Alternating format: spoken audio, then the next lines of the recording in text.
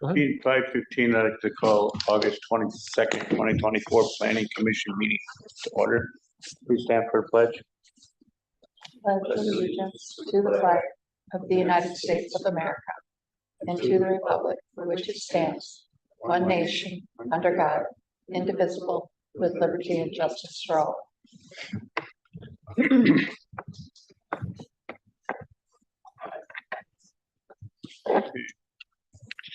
Looking for a motion to adopt the agenda.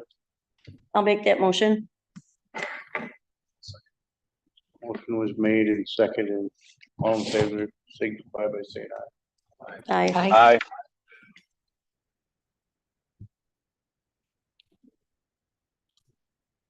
Motion's carried. Review for approval of the July 25th, 2024 Planning Commission minutes. Read in your packet. I'll make that motion. Second. Motion was made and seconded. All in favor, signify by saying aye. Aye. Aye. All opposed? Motion's carried. Okay, Planning Commission Chair to open a public hearing to seek comments related to a proposal comprehensive plan amendment for the future land use map. So Bernie, I would just declare that you're opening up the public hearing and then ask the public 3 times if there's any public comment. Okay, open it up for public hearing. Do I have any comments from the public? Seeing none, is there any comments from the public? Seeing none, is there any comments from the public? Seeing none. Okay, And then I would, if you public want, hearing is closed.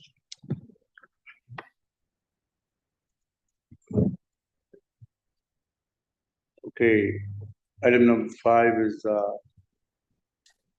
consider to adopt a resolution to approve an amend of the New London Comprehensive Plan to change the future land use map. I'll just jump in there real quick and remind everybody what we're doing with that. So we're looking at amending our land use map, future land use map. I'm bringing up the map on the screen right now. So what parcel we're talking about is at the corner of Wyman and Smith Street. Is currently zoned R2. We're looking at proposing to change it to let's see, pink is designated as mixed use downtown commercial. And the purpose of that is to coincide with a proposed development in that location. We found out, if you remember, that our zoning and our land use map have to jive together to allow a mixed use development there of basically a 6-plex residential unit on that parcel. If you remember that last month, the owner of that parcel came to the Plan Commission meeting and requested that we change the zoning aspect of that parcel to a downtown commercial development. Interestingly enough, after that meeting, as we were going through, we found that several years ago, the council already approved that to happen. So we had an ordinance on file that the parcel was zoned to be downtown commercial several years ago. The maps were just not reflected with the change. So the zoning was already done. We didn't have to go through that process, but we do need to change our land use map to reflect the change to coincide with our zoning designation of that. So the resolution that you have in front of you, let me get back to the resolution. So is this the first property and not the second one that so the second one we still need to work at or not? This would be the southern parcel. Okay, So I can bring it's the this first up one. here. So these are the 2 parcels here that Okay. the developer would like to put that development on. Again, Spring Street, Lyman, Okay, and this is Wolf River Avenue. This parcel is all set up, ready to go with zoning Okay. and the correct land use map. This is the parcel Okay. here that the resolution you have in front of you would change, go through the process to change the land use map to a mixed use development to allow that. Good. We're making sure the land use map, future land use map and our zoning coincide with each other. But that one isn't a mixed use, the second one. This one? Yeah. Currently, it's zoned correctly, but on the land use map, Okay, it is, the future land use map indicates it should be a R2 residential. Okay. Which to get the sixplex Good. complex on there, we're making sure that these two are the same because that the developer intends on merging Okay. them to one parcel. So Good. we want to make sure both those parcels have the same zoning, same land use map designation. So that resolution in front of you is the plan commission's process to go ahead and amend the comprehensive plan for that designation.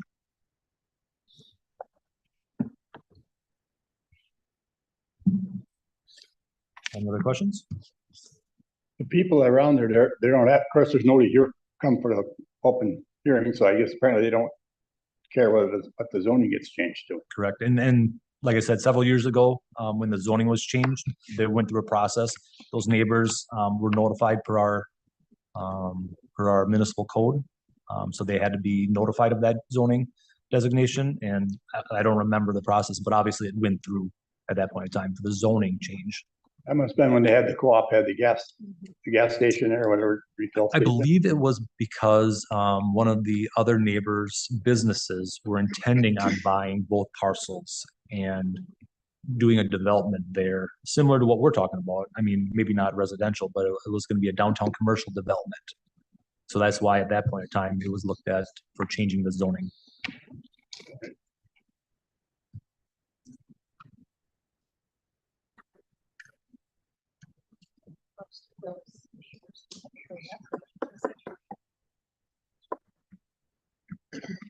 Okay, I'm looking for a motion to adopt the change of the land use map to match the ordinance we have on file. I'll make that motion. I'll second it. Okay, motion was made and seconded. All in favor signify by saying aye. Aye. Aye. All opposed? Motion's carried.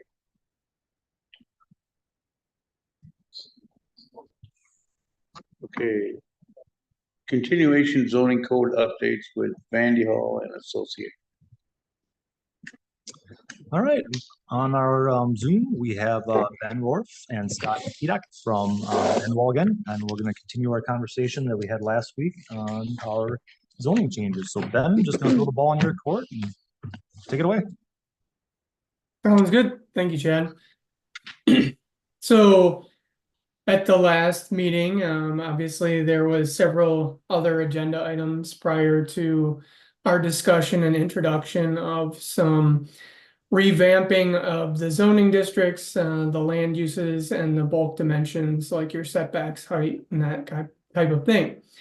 We walked through the orientation of the new zoning districts that we proposed and showed some examples of those. We also oriented you to how those land use tables and bulk dimensions tables work in relationship to showing both what you have right now in the most comparable zoning district to what we're proposing with the new zoning district and regulations associated with that. So when we sort of wrapped up in the last meeting, we talked a little bit as an introduction to some of these policy discussions, questions, items that manifested themselves from our review of those documents with city staff and those things that we wanted to bring to you to have a conversation and to further get direction from you all as to how we should go about drafting this within the document, the new zoning ordinance. So we reintroduced each of these items. I don't know if you've had a chance to spend any more time with either of the tables or looking through or thinking about these different discussion items, but what we'd really like to do is have a conversation related to them. If you feel like there's a certain direction that the group is really feeling that that's the approach we should take, that will be direction for us to reflect that within the draft of the zoning ordinance that we're working on right now. If there is not sort of a consensus, we need to talk about it a little bit further. That's perfectly fine. There will be other opportunities like we talked about throughout this process to rehash some of these things and make sure we're all on the same page. And likewise, when we do have the first draft of the ordinance together, there will be more details, more opportunity to look at how all these things work together. The tables are really trying to be a summary of everything, trying to give it to you in a bite-sized format versus having to read through the text. But obviously there'll be a little bit more context and opportunity to see how these things work together when you're looking at the full text as well. So I wanted to start with the density conversation in relationship to residential units. So right now within the ordinance, you have a set of residential zoning districts that are oriented to regulate density based off of the maximum number of units that could occur within that singular zoning district. What we're proposing to do is sort of do a hybrid of both that approach and a different approach. And what I mean by that is having some residential zoning districts that still have that numeric kind of maximum unit density cap, but then allow for a little bit more flexibility within other zoning districts to allow for what we call a form-based approach. So instead of saying there's a flat regulatory number of maximum units, it's really how many you could fit logically within the height, the amount of setbacks that you need, so front, side, rear, so that essentially dictates the development footprint in which a building could be developed within. And so we're trying to enable some more flexibility when we're talking about some of these multifamily projects. We're also trying to provide some consistency and some regulatory kind of control in certain instances in certain zoning districts. So we showed this table in relationship to the memos that we put together a couple of months ago.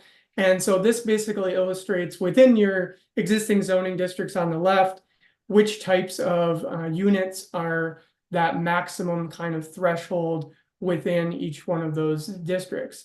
And you can see there's a lot of red here and not a lot of green in relationship to what's permitted and what's not. And then at the top, you can see that we regulate things based off of today, those maximum unit standards. What we're proposing to do as an alternative kind of hybrid approach here is to orient the opportunities to allow for a variety of different types of land uses within those zoning districts, some regulated by unit caps or density caps, others regulated by that form-based approach. So the SR district is related to your R1 zoning district most closely. We would recommend or proposing to retain that as a maximum of a single family dwelling unit on that lot. As we move up the scale, mixed residential low is that MRL. That's most closely related to your R2, where you allow single family and two family today. So that's reflected as what we're proposing. MRM is that mixed residential medium, which is again a little bit higher density opportunities, but still allows for single family, two family, or multifamily up to 12 units. So we're staying consistent with what you have right now in relationship to those three districts. Then when we go to that mixed residential higher density, that allows for that form-based approach like I talked about. So we eliminate the need for an R4, an R5, an R6 district. We instead consolidate that into a form-based approach that would regulate the amount of density on that lot in respect to the bulk dimensions, the setbacks, and the height. Now, further, what we also have included is some of the business districts. Downtown mixed use is DMU, corridor mixed use is CMU, and neighborhood mixed use is NMU. And so those right now, as we have drafted, would utilize that same approach to that form-based density instead of utilizing a unit cap per se, and regulating that density based off of the amount of developable area on that lot itself. So that is kind of our sort of boiled down way of getting at this kind of conversation. It is a little bit different than how you're approaching it today. And I know it may seem a little bit more complicated, but what we're trying to do is enable flexibility so you don't need all of those R4, R5, R6 districts, regulating them with more of that form-based approach, but still retaining some of that control in those lower density kind of zoning districts. So with that, I'll stop. Are there any questions for me about how this is kind of formulated, or does anyone have an opinion about kind of what this approach looks like, and if they're in favor of it, or if they would like to see potentially something different?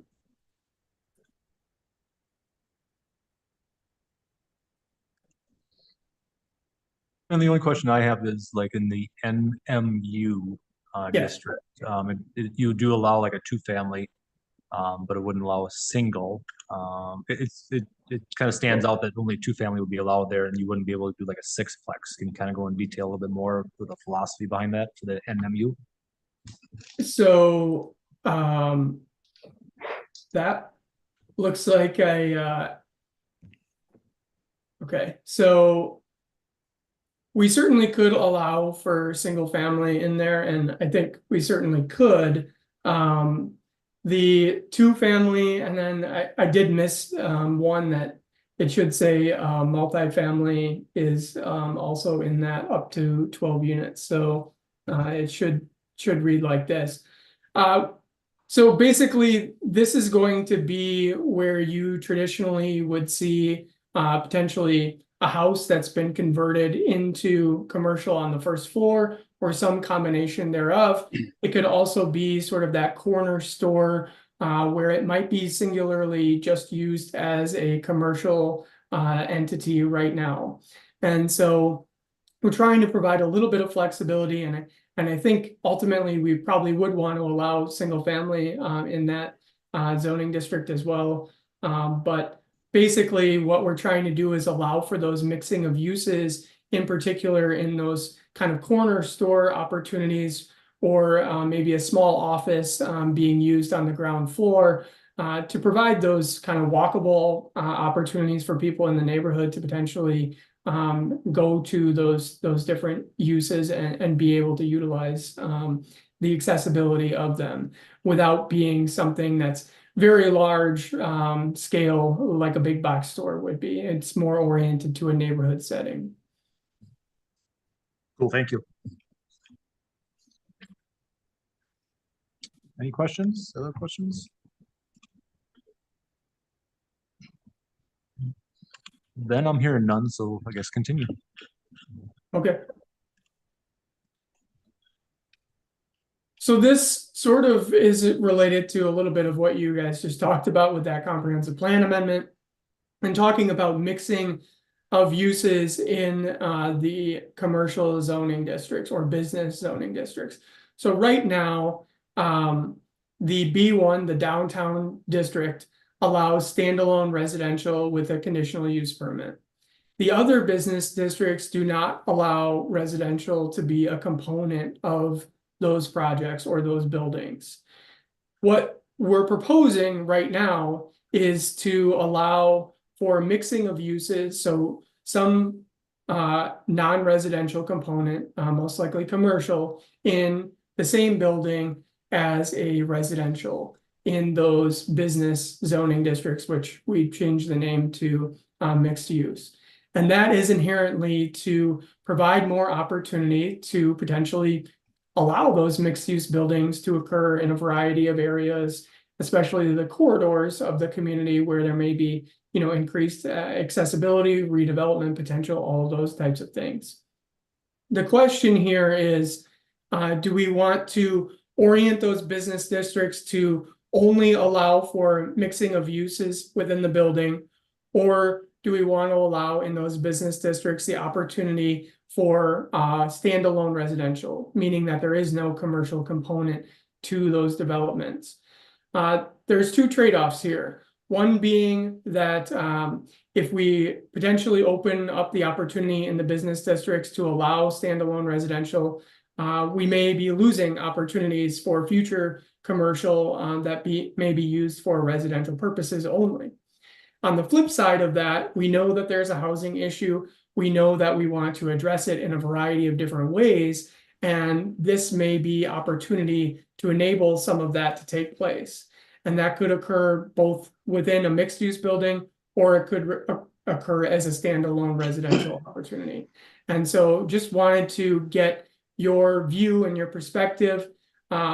Me personally, I think I'm leaning towards orienting the business districts to only allow mixed use in terms of residential and commercial can be in the same building, and that's the only way that residential can occur in these areas. But we wanted to open up that discussion, especially because we know the housing topic is one of those reasons that you pursued the zoning ordinance rewrite, and this is another way potentially to open up more opportunities for lands to develop into residential within the community.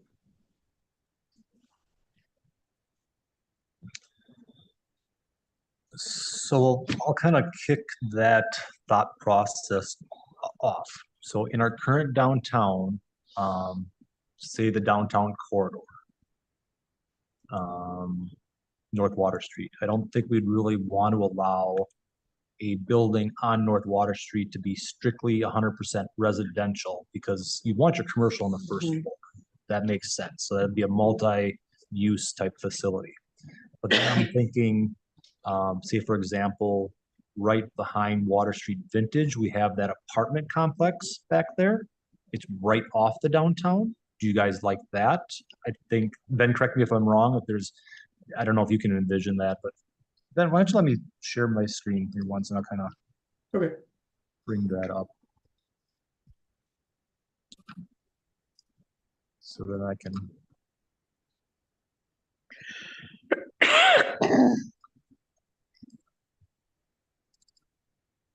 Can you see my screen?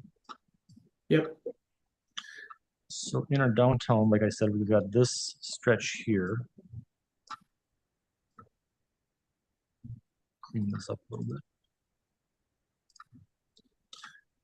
Our traditional Main Street, obviously we don't want just a designated residential unit there, but then we've got right here behind Water Street Vintage, just this is a multifamily apartment complex, no retail element in there. So Ben, how would you propose for something like this? I mean, would this be zoned downtown, or would this be specifically zoned a residential designation then at that point in time? If we permitted standalone residential within the commercial zoning districts, then we could apply that to this property. If we did not and we required mixed use, then potentially this property would need to have, that strictly residential zoning district to enable it. Obviously, there's future land use map considerations as well in relationship to what we have the ability to rezone that property to as part of this process. So without sort of knowing that element of things, we may not be able to actually rezone it. It may have to stay downtown if it's shown that way within the future land use map. And to your point, Chad, if we do not allow standalone residential in the downtown zoning district, then as it is today, then that would become a non-conforming use.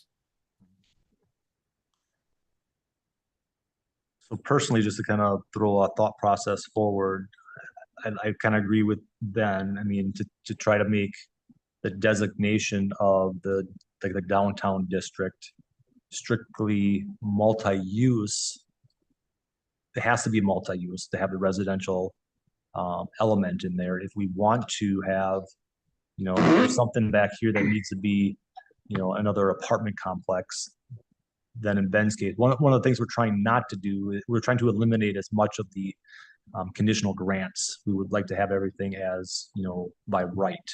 Yep. You know, so that in Ben's case, say if we really feel in the future that this initially is designated a downtown district, but it makes sense to build an apartment complex back here, then we would go through the rezoning process and the land use map designation change. If we really feel that that's the way to go, Ben, is that kind of what you're thinking too?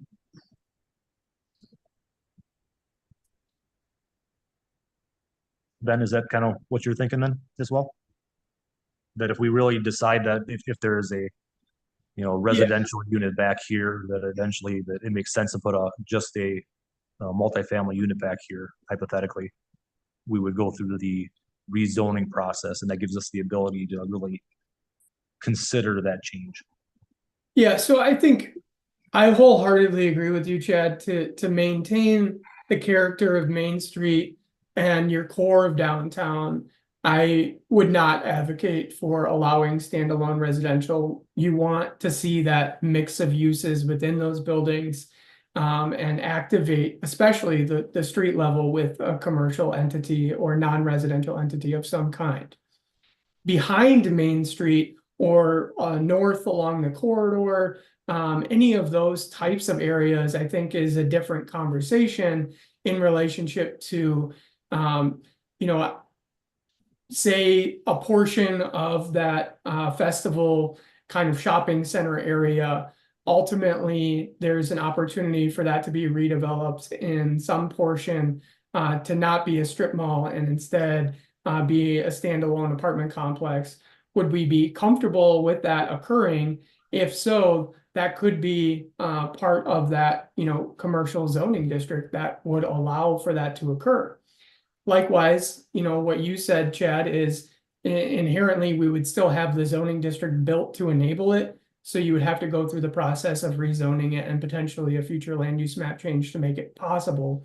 But it ultimately could be made possible straight with the commercial zoning district, especially on those corridors areas or some of those neighborhood kind of smaller commercial areas too. Correct. Okay. Anybody else have comments, questions, agreement, disagreement?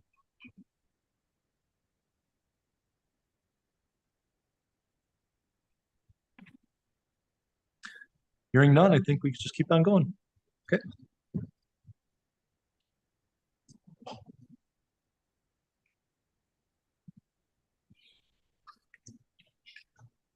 All right, our next topic is related to building height.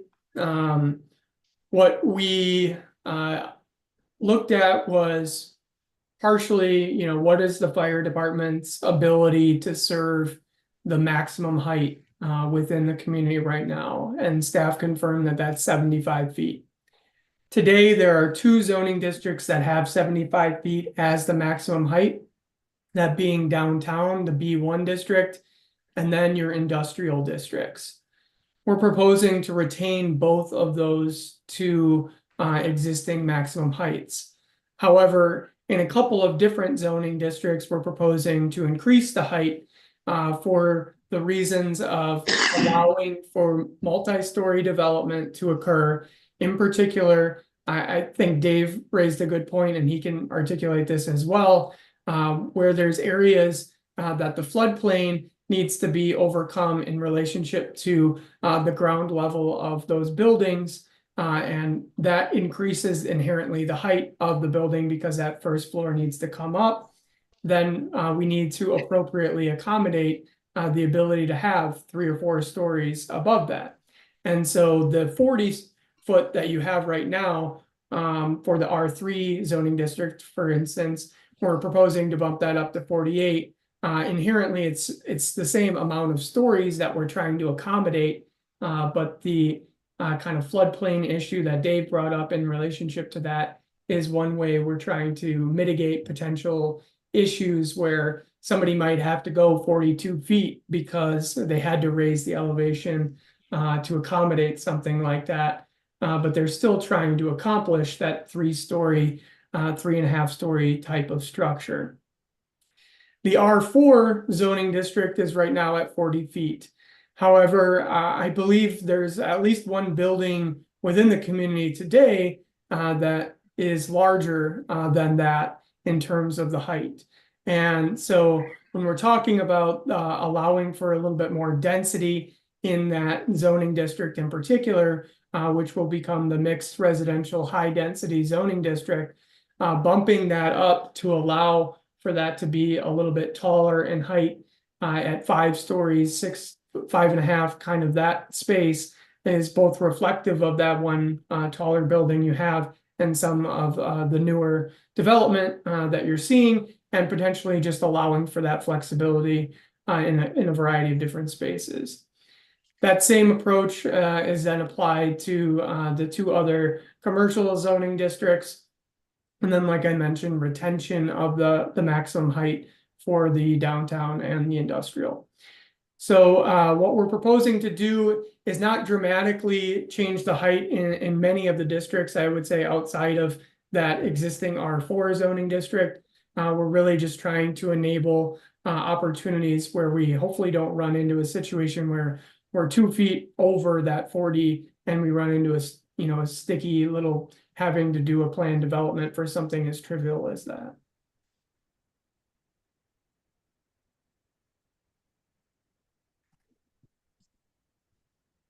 So Dave, I don't know if you wanted to add anything in respect to how you sort of came up with some of these figures as well.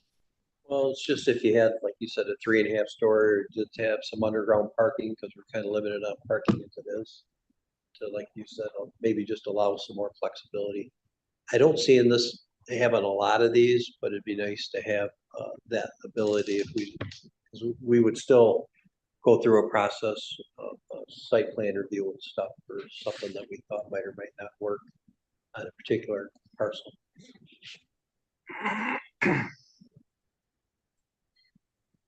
That's where that guy is talking about building on the corner of Wyman Street. And he'd be butting up the residential if he's on Spring Street. Yeah, That would be allowing him to go 48. Correct? well, I'm wondering if we might need an exception if it is say a single story homes. You might want to limit that in that area, but you can make an exception to that based on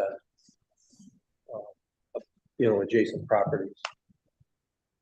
Because currently it addresses that on that back lot there on Spring Street that we just looked at.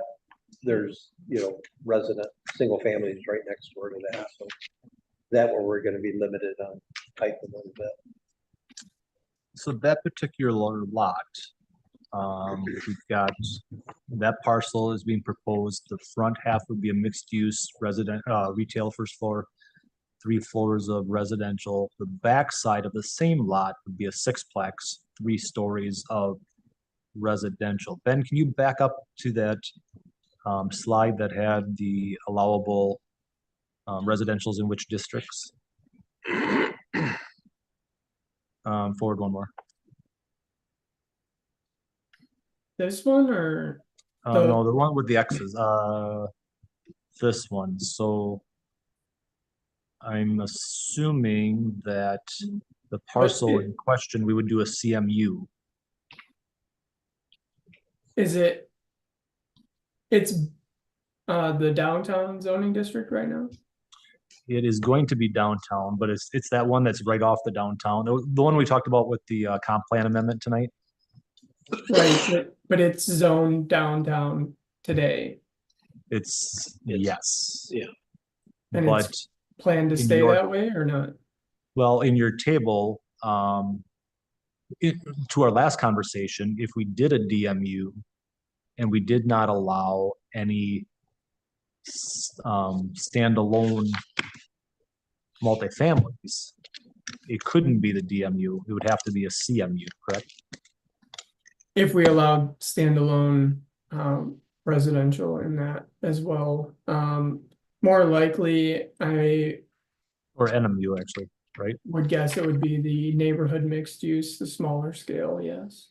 Correct. So Bob, we would probably look at rezoning that parcel like the NMU to allow the mixed use portion in the front, and then the Yeah, multifamily in the back. Right. Yep. And then it would be, let's see, the CMU would be 48 feet. yep.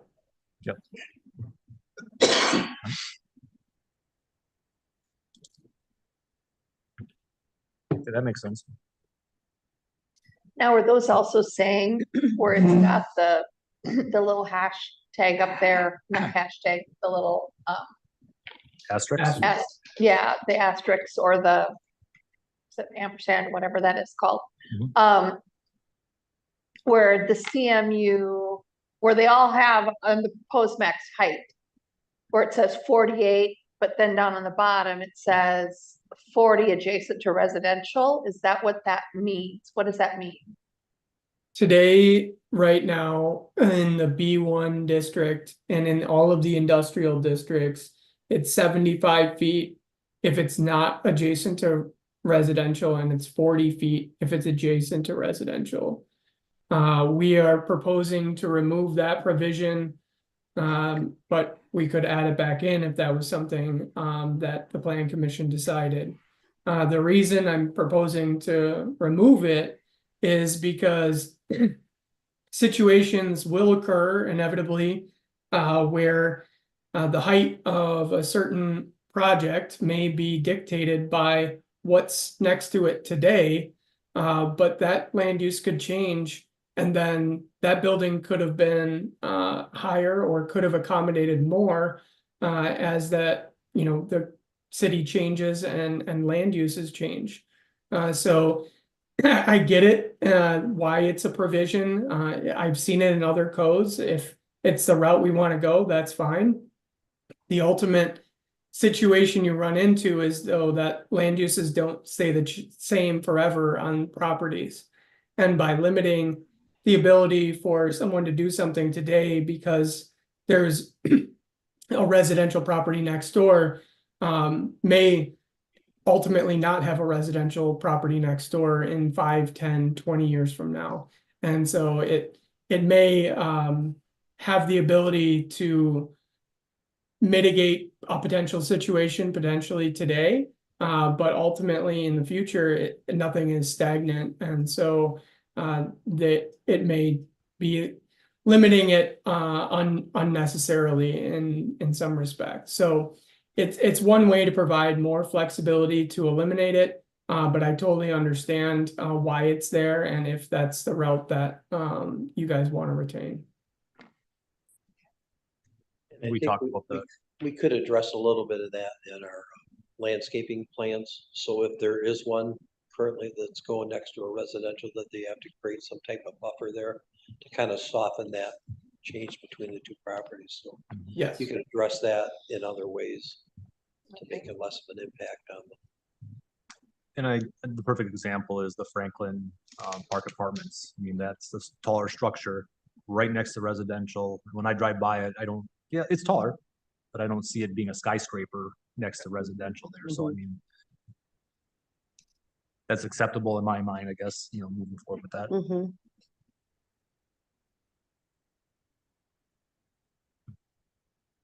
Any other questions or comments?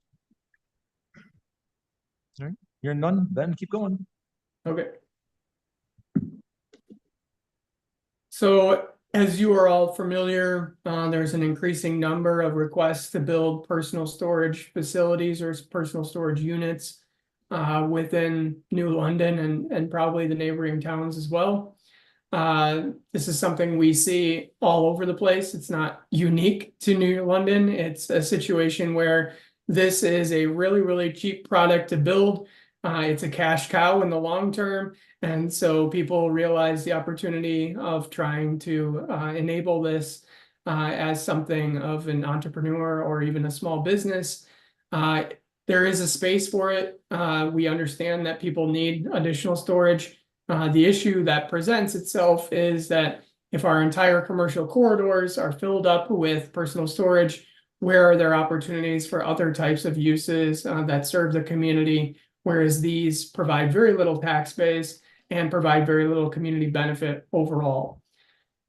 Right now, These are allowed within the B2 zoning districts, which covers the main drag, the main corridors in town, and within each of the industrial zoning districts. So what we're asking is, do we want to continue down that path and allowing them in the commercial or the corridor zoning district? Do we want to orient this land use only to industrial? So then we would not permit it in the commercial? Or do we want to be even more strict and say it's only permitted in one single industrial zoning district to basically really reduce the amount of opportunity that is available for this type of land use? And every community I've worked for has sort of taken a slightly different approach on this. There is no right or wrong answer. It obviously could change in time if you ultimately wanted to go a different route. But we know that it's something that needs to be addressed, and we need to come up with a strategy and approach that everybody's comfortable with to start with. I'll kick off some information with that. I know of 2 communities in our region that are actually talking about not even allowing them, just for the aspects of, number one, the low assessed value that they are, compared to being on a commercial corridor, not a high assessed value, no job creation whatsoever, little utility usage out of that. So, I mean, the benefits of those, of having them are very restrictive when you look in that element or that lens. But it's a need. People use them, obviously, and that's why they put together.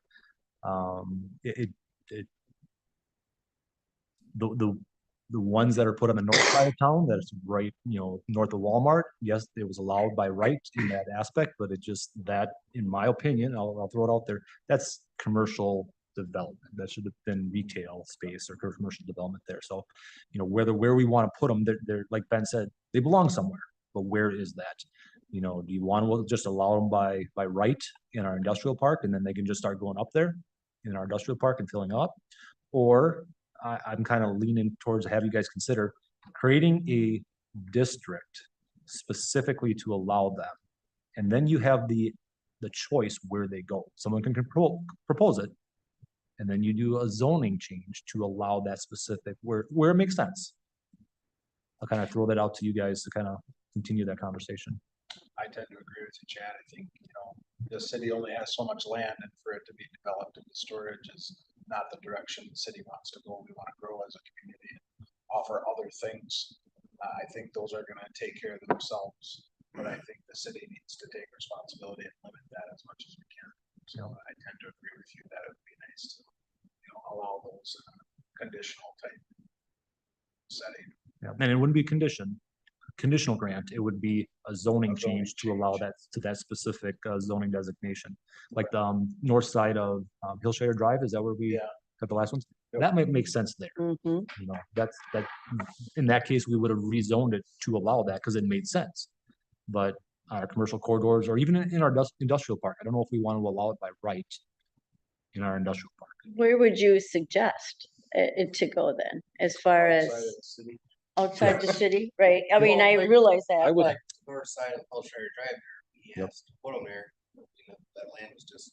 I understand that. That's a good spot. But now if you're thinking of a section to put them in, what do you think? And Ben, I'll kind of lean on you for follow-up, but in that case, we would, wherever they currently are, I guess you might want to rezone them, Mhm. but you wouldn't rezone anything in addition. Okay. And then you would only rezone it when a proposal came forward, and then does it make Okay. sense? It might make sense to go somewhere, and then you have the ability to rezone it, but you wouldn't really rezone anything in addition when we redo our map. Then does that make sense in that as an option? I'm with what Jay said, is zone them right out of the city. Mhm.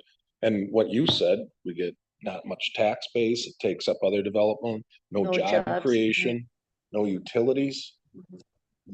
Let them know, be more of a rural One's product. in a good position where our industrial park is to grow, but that we can grow large industry there where a lot of other communities are limited to the resources. We have substations, we have water facilities already in place where we could actually have a Tyson Foods come in and say, we want to build Tyson Foods here and we can accommodate that. There's not a lot of communities can do that. And if we put a storage unit and allow a storage unit in that footage, By right. now you just eliminated the ability, because we only have so much industrial area where our main substation is, and that is really used ground for a larger development, that I would like to see coming in. And that possibility is here. I would have to agree that we need to zone it where they are now. And that's it. And if something comes in the future, that it makes sense that we could say in between, say a facility puts something up and then they want to put storage units behind it already on their properties, then we could zone it for that. Sure. That where it would make sense, but not as the term you were using, by right. Just because we have the zoning there, now they get to do it and they don't have to ask permission anymore. It would have to be by permission and a zoning change. Then to continue that conversation, I think we're kind of leaning towards creating a designation just to allow that. We could change them individually. If we did that, say for example, the ones that were created on the north side on the corridor, would we zone it towards that designation, or would we zone it towards highway commercial, that if it ever went away, it couldn't be the storage unit again? It would have to turn into something that's highway commercial, appropriate retail. What do you think? Yeah, so I'm hearing sort of two different things. One being that we could potentially orient these land uses to a zoning district that probably wouldn't get mapped at all. And that would basically say that every existing one is a non-conforming use. It can continue as is, but if it goes away, it can't come back. And then the second thing I heard was related to allowing what's out there today, creating a separate zoning district specifically for personal storage facilities and only mapping the areas where they exist today. So we are not creating any non-conforming uses. So there's two different sort of approaches there. One being that, if we truly want to see these things basically not create any more personal storage facilities, we can create non-conforming uses. So we could redesignate some of these properties that are existing personal storage to a commercial zoning district that would no longer permit that, without having to create a separate zoning district specifically for it. Like you said, Chad, with a separate zoning district specifically for this land use, you would have additional control over these types of uses. But if we zoned those properties that are personal storage today with that district, then we're essentially saying you're good to go forever with that use in this location.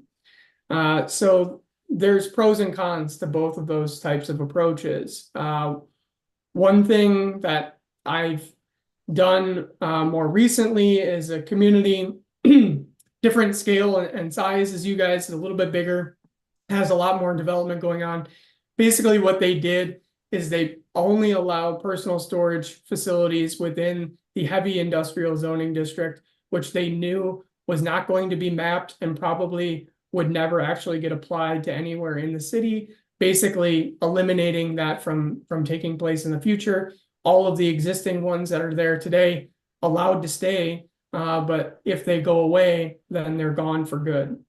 By creating a zoning district specifically for them, yes, you do have control. Yes, you can enable the ones that are out there today to stay and continue and for long periods of time and potentially, change over whatever else. So I guess I'm not advocating one way or the other, but I just sort of heard two different kind of approaches thrown out there, and I just want to get a little guidance on which direction we want to go. I think as you went through that analysis, maybe it's both. Maybe as we create the designation specifically for personal storage, And then we look at the existing locations of these personal storages. For example, the one at the end at Hillshire Drive makes sense. We designate that one to continue. It's fine. We designate it as the new designation. Captain's Jacks would stay. Exactly. But the ones that maybe be on that commercial corridor scenario, maybe those we, future zone them as commercial corridor, which then by right, it won't continue if it ever went away. How does that sound? I think that's what we want to do. We want to have that control over where they are. Yep.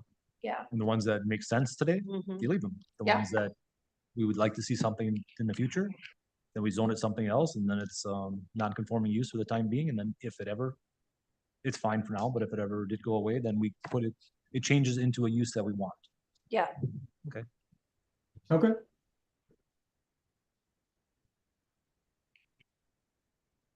All right, that is helpful. Thank you. Mhm. So my next question or kind of policy discussion is related to the front garage that's attached to a single family or a two-family home. The way it's regulated today is that there are no regulations in relationship to that garage having to be set back in any distance from the front of the plane of the building or the entryway. So on the left, probably the worst case scenario where the entirety of the front of the house is a garage. If you have provisions in place which create basically a setback that says the attached garage cannot extend further than the front of the building, that is one way to deter the left side scenario from happening and see more of the right side scenario happening. Now, you will inherently have trade-offs here. This is sort of an aesthetic component, but it's also a promotion of, kind of front porches like this one on the right has. Obviously, that's not enabled on the left-hand side. On the flip side of that, what you're going to hear from local builders is that we have a floor plan that the front plane of the garage extends further than the front plane of the house. We've been using this everywhere. It's cost effective. We know we can build it, but your regulations are now getting in the way. So there's a trade-off here. Do we want to allow kind of whatever happens to happen in this space of the garage dominated facade? Or do we want to have a little bit more control and seek out situations on the right-hand side that, promote, the front porch kind of scenario or the non-garage denominated front facade? So there's pros and cons to this, but like to get your thoughts, your opinions on this kind of approach and if it's something you're interested or not. We've been talking with Ben on this one for a little bit, internally, just trying to figure out, how to go about Majority this. of the new houses that are being developed, are they three-car garages? Dave? Not particularly, but most of them are like in the new subdivision over by, the high school. Yep. Most of those, the garages are out front of the house. Correct. One of them has a garage in front of the I house. would say the one on the left isn't super attractive. Correct. I think you should have some house showing. Yeah, but if we wanna start making a lot smaller so people can build houses, you're gonna have to. You know what I mean? I mean, I don't see what the difference is. I don't see a lot on the left. If you start telling people what kind of house they can build on their own lot, we are gonna have trouble. I don't think it matters which. As long as the setback to the front of the garage is far enough back where you can park a car and still have room to walk down the sidewalk in the city, that should all you should have to have. Cause we are talking about smaller houses, smaller lots, just because I'm gonna build a smaller house, doesn't mean I want a smaller garage. I was gonna say same thing. Just saying. You still got to be able to put that big truck in that garage along with that big And SUV. then most of the. You got to be able to put them in. double garage and a single one, most of those, they turn out to be duplexes. Where you walk down both sides of it. Well, and we eliminated a storage unit for them to get their stuff, so they're gonna wanna use a Right. bigger garage. So if you start screwing with this one, we're gonna have trouble. I don't think we're gonna get a lot of those on. I agree with you. No, and then I don't think you will either. I mean, if a person's gonna build a house, they're gonna want it to look aesthetically nice, right? We have a couple like that already in the city on the Mhm. left. There are a few in town. We Yep. do? Well, in Pershing, there, that guy's garage is right on Pershing, that guy, they put that ranch in this way. He had to put his garage on the front. It's the only way to fit that ranch house on that property. Right, cause it's a long lot, long Yes. narrow lot. So what are we gonna do? We're not, then we just won't build on there if we say they can't have the garage in the front? That doesn't make sense. And then go back to what Bernie says, they're just gonna go build someplace else. And there are people who don't want to have their big windows in their front porch facing the street and the neighbors. They want it to look out on their backyard, what they have got fenced in or landscaped. They want to see the beauty of their lawns in the back, their yards versus, their neighbors and the road. I would be one of them that would put, if I built my house, would put my garage down my driveway and my house behind, because I don't want to see someone walking down the road. I would. I seriously. I don't think we need to mess with that. Okay, I don't think that's, What are some of the other recommendations from other cities or that you've worked with? To eliminate that, or is it just to make it shorter, or, what is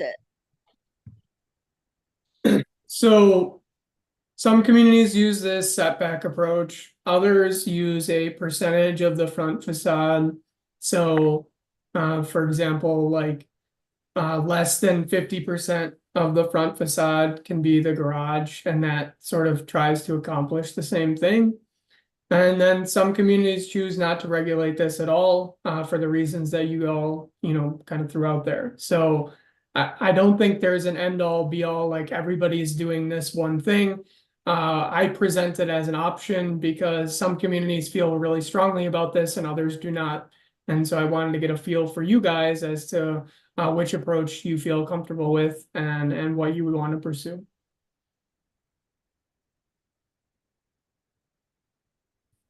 We have some long, narrow lots in this town as well, where in order for them to have a decent garage, they would need to have a front and then have their house a little more set back in order to have any kind of yard space anywhere too.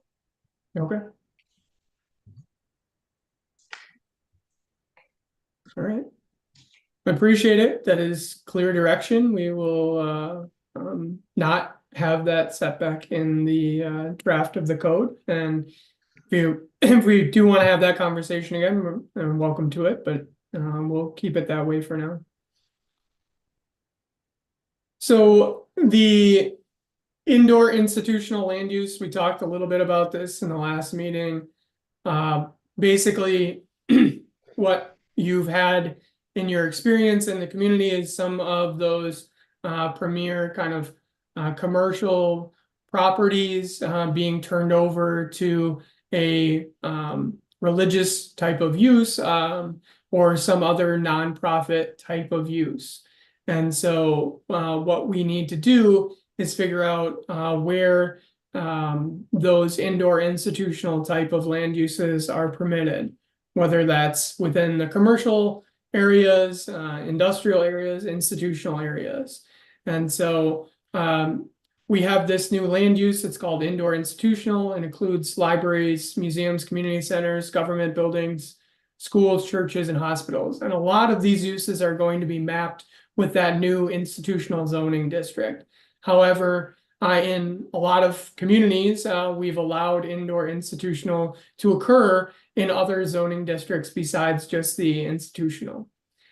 And so we want to be able to obviously preserve the community's tax base, but on the flip side of this, these uses do serve a community purpose and provide opportunity for a variety of different services in relationship to, you know, other community members and close proximity to them.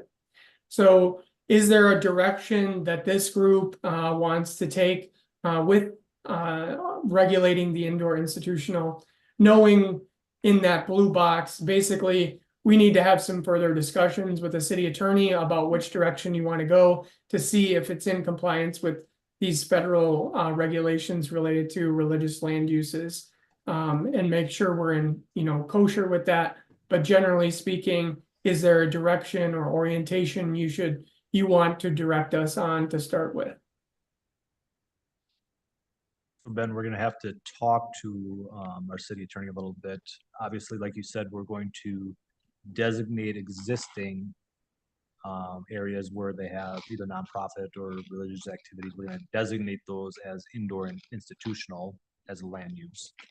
And the question is, do we wanna allow the land use into other districts? And so the question is, we need to ask our city attorney if just having that indoor institutional land use district is enough, or like you said, per this federal act, if we have to allow it in more than just Right. and almost narrowing it down to just that district.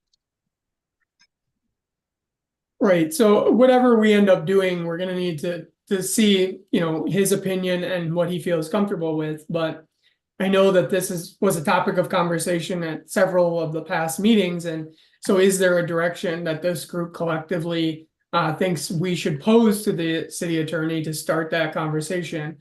Is it not allowing it anywhere outside of just that institutional zoning district? Or are you potentially okay with it occurring in some commercial areas or in some industrial areas, or not at all? Can you run it like we're running the storage sheds? Well, that's Yes, what- that would be Same- using the same concept? institutional zoning district. I think that's what we've done.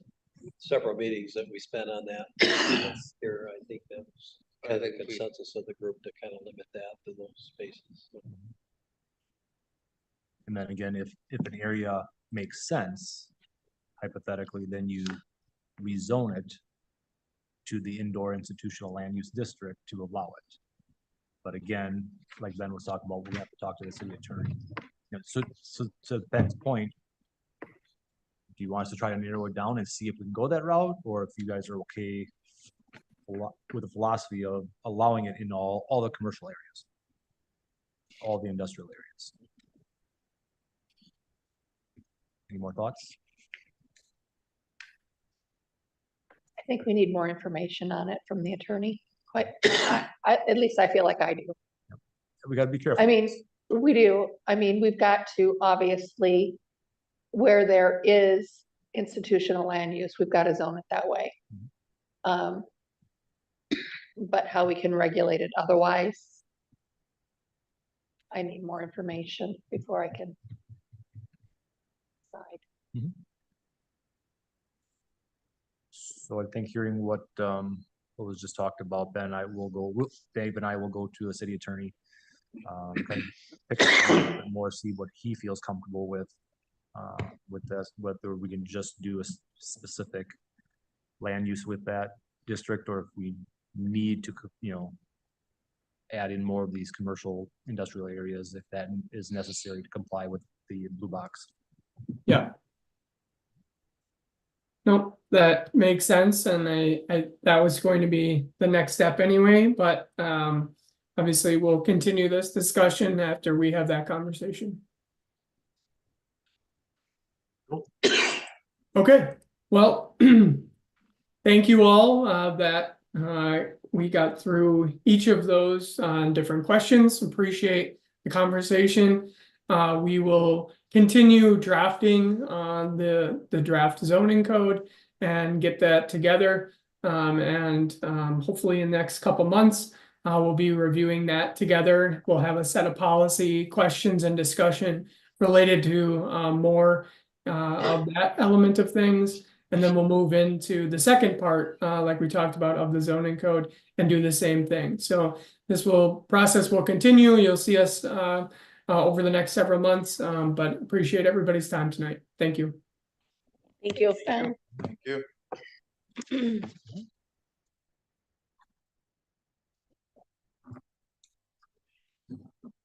Okay, we got a review of upcoming agenda items. Nothing. Next scheduled meeting is September 26th, 2020.